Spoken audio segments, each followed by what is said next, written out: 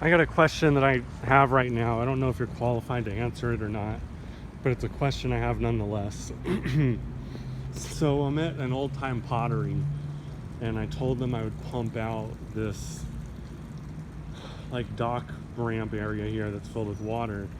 There's a sump pump over there somewhere, and it's not working for whatever reason, obviously, because there's all water in here. So I took my little pump that I got from one of my coworkers, and I got it in the water over here.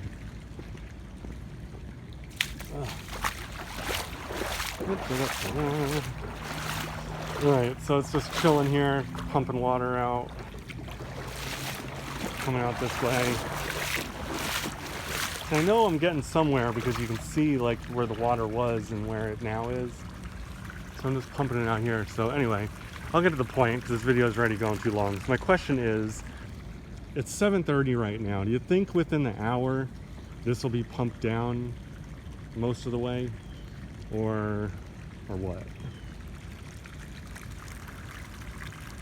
God, this is a stupid question too.